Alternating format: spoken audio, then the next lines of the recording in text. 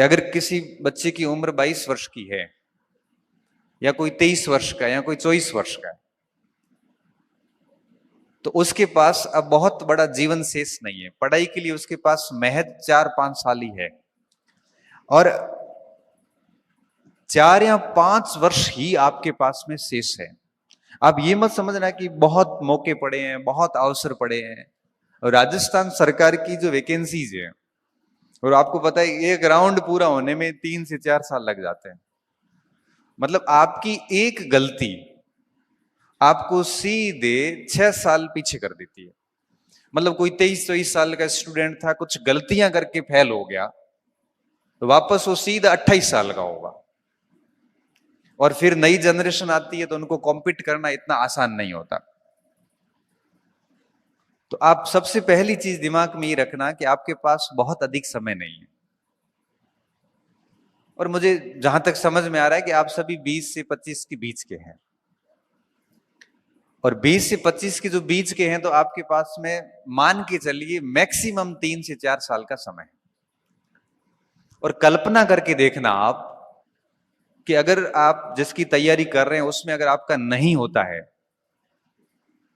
तब आप क्या करेंगे? कौन सा रोजगार करेंगे? लोगों को कैसे फेस करेंगे? लोग कहेंगे आपसे, घर वाले भी कहेंगे, आसपास का समाज भी कहेगा कि बीए किया, बीएड किया, एमए किया, खर्चे किए घर परिवार के, विभिन्न शहरों में रहा, फिर आके मजदूरी करनी थी, तो ये सब क्यों किया? क्या आप उस स्थिति के लिए तैयार है? आप सोचिए कि आप अभी अध्यापक के सपने देख रहे हैं, और आप अपनी गलतियों से अगर बाहर होते हैं, तो उसके बाद क्या आपसे मजदूरी होगी? इतना अच्छा पढ़ लिखने के बाद में आप किसी भी दुकान पे या किसी खेती किसानी में, मजदूरी में आप अपने आप को कभी भी स्वीकार नहीं कर पाओगे, कभी भी स्वीकार नहीं कर पाओगे। क्योंकि पढ़ाई नहीं की है तो दिक्कत नहीं, क्योंकि उसने माइंड सेट कर लिया कि मुझे मजदूरी करनी है, बात खत्म। आपने तो बहुत ड्रीम देखे हैं, आपके परिवार ने भी आपसे ड्रीम देखे हैं, आपके समाज ने आपके ऊपर नजरें गड़ा रखी है कि कब फेल हो और इसके मजे लें। जब ऐसी स्थिति में आप अपनी गलतियों से अगर बाहर होते हैं, तो क्या आप 4 साल बाद की आपकी स्थिति को स्वीकार कर पाएंगे? आप सोचना कभी इन चीजों के ऊपर। आप डर जाओगे, वाकई में डर जाओगे कि अगर इन भर्तियों में सिलेक्शन नहीं होता है तो मैं करूंगा क्या? अगर आप बिजनेसमैन है तो टेंशन नहीं है, बिजनेस संभाल लेना। अगर आप बहुत बड़े कृषक के, जमींदार टाइप के, तो ठीक है, खेती किसानी संभाल लेना। अगर आप मध्यम वर्गीय गरीब परिवार से व्यक्ति है, तो सोचना कि बड़ा भविष्य को देखकर डर लगेगा कि यार क्या करेंगे फिर। लाखों की संख्या में बच्चों के फॉर्म आते हैं, पेपर टफ आने लग गए, कंपटीशन बढ़ गया, हर बच्चा तैयारी करता है, घर बैठे ऑनलाइन पढ़ता है, ऑफलाइन पढ़ता है, कोचिंग्स हो गई, सब चीजें हो गई। तो मैं सबसे पहली बात आपको ये समझाना चाह रहा हूं कि आपके पास में बहुत अधिक समय नहीं है। इसलिए ये मस्तिष्क में मत लाना कि और 1-2 ट्राई करते हैं, एक बार और कर लेंगे, अभी अभी यूं ही कर लेते हैं। काम करना है तो लड़ाई आर पार की रखना, नहीं करना है तो छोड़ दो। 4-5 महीने रहे थे आरएस मेंस के, और गोविंद यार इतना सारा कैसे करेंगे, वैसे कैसे, तबीयत ठीक नहीं है। मैंने कहा तो जा जयपुर ही था। मैंने कहा केसरिया कर जाके, वाह। केसरिया करने का मतलब है कि वापस नहीं आना है। यहां तो पास होंगे, यहां कोई जॉब पकड़ लेंगे, आर और पार की लड़ाई होती है। केसरिया करने का मतलब समझते हो ना? युद्ध में जब सेना के अंदर राजा केसरिया करता था, तो उसके बाद लड़ाई भी उस हिसाब की होती थी। फिर घंटे काउंट नहीं होते थे, फिर बस तलवार चलती थी, कितनी लाशें गिरी ये नहीं देखा जाता था। तो मैं स्टूडेंट को कहता हूं, जब इस कंपटीशन की लाइफ में आ गए हो, तब ये आधी अधूरी पढ़ाई वाला ढोंग मत करना, फिर रखना केसरिया ही। अब कहानी को बहुत अच्छे से सुखद समापन करके ही घर जाएंगे। ऐसा नहीं है कि वहां सब फेल हो गया हूं। और इतना कंपटीशन है नहीं मार्केट में जितना आपको लग रहा है, क्योंकि पिछले 10 साल की विभिन्न भर्ती परीक्षाओं की आप कट ऑफ देखना, डाउन होती जा रही है। 70% से 55% भी आगे RS प्री देख लो, कॉलेज लेक्चर देख लो, क्योंकि नंबर ऑफ कैंडिडेट बढ़े हैं और नंबर ऑफ सीरियस कैंडिडेट घट गए हैं।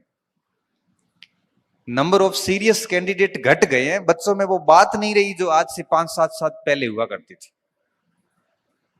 आज की जो जनरेशन है वो मोबाइल, विभिन्न सारे मोटिवेटर, किताबों की बहुत बड़ी दुनिया, उनमें इतनी फंस गई है कि वो कुछ नहीं कर पा रही, बस बैठी है चुपचाप।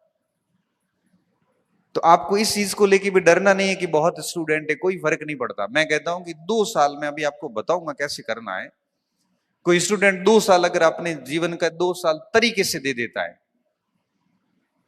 तो भैया पोस्ट भले 2 हो या 3 हो, अपना काम कर जाता है। बाकी तो सब बहाने हैं कि सीटें बहुत कम है, फॉर्म बहुत ज्यादा है। भाई मैं तो ये कहता हूं कि सीटें कम है, फॉर्म ज्यादा है, आप 70% नंबर लाके तो देखिए, बाकी बातें छोड़ो। तो मेरे को तो 70% नहीं आ रहे हैं, तो तेरे को नहीं आ रहे तो भाई गलती तेरी है ना, दुनिया को क्यों दोष दे रहा है। अभी फर्स्ट ग्रेड में पोस्ट कम आई तो कुछ बच्चे आए, सर सीट तो नहीं है। मैंने कहा सीट छोड़, अपन दूसरी बात करते हैं।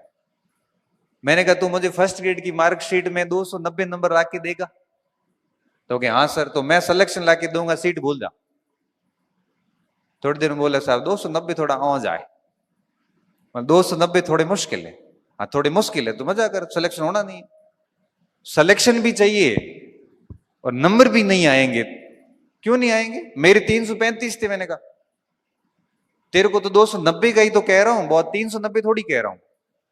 हाँ 290 कितने परसेंट होते हैं? 70% भी नहीं है। मैंने कहा 290 65% नंबर है। जब आप फर्स्ट ग्रेड के पेपर में 65% नंबर नहीं ला सकते तो क्यों राजपत्रित अधिकारी बनने का दावा कर रहे हो भाई? गलती किसकी है? गलती आपकी है। सीट मत देखिए, आप तो ये कहिए ना, मुझे आश्वस्त करिए कि सर मैं 70% नंबर ला के बताऊंगा आपको। इसलिए मैं कहता हूं कि आपके पास बहुत लिमिटेड टाइम है। ये बात दिमाग में बिठा देना कि आपके पास 10-20 साल नहीं है, महज 3 से 4 साल है। और एक व्यक्ति 2 साल में अपना जीवन सेट कर सकता है। आगे 50 साल की जो लाइफ है ना, वो बड़ी प्रतिष्ठित लाइफ है। बेरोजगारी अपने आप में एक अभिशाप है। व्यक्ति अपना बिना कोई अपराध किए हुए भी मुंह छुपाता है, बिना कोई गलती किए हुए भी 4 लोगों से सुनता है। तो इन 4 साल में इस कलंक को खत्म कीजिए, पहली बात तो ये। दूसरी बात, अब 4 साल का समय है आपके पास में। और एक और बात बताऊं, आप ये भी मत समझना कि हर दिन समान होता है। आज आपके पास में अवसर है, हो सकता है 2 साल बाद में नहीं होगा।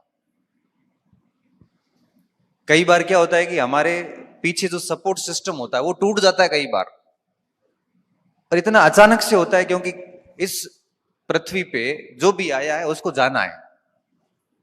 और कई बार ऐसा होता है कि हमें पीछे फंड देने वाला व्यक्ति चला जाता है, और ऐसी स्थिति आती है कि महानगर छोड़ के ढाणी में आना पड़ता है। तो अवसर मिला है तो इसको बहुत तरीके से भुनाना, इसके साथ में मजाक मत करना।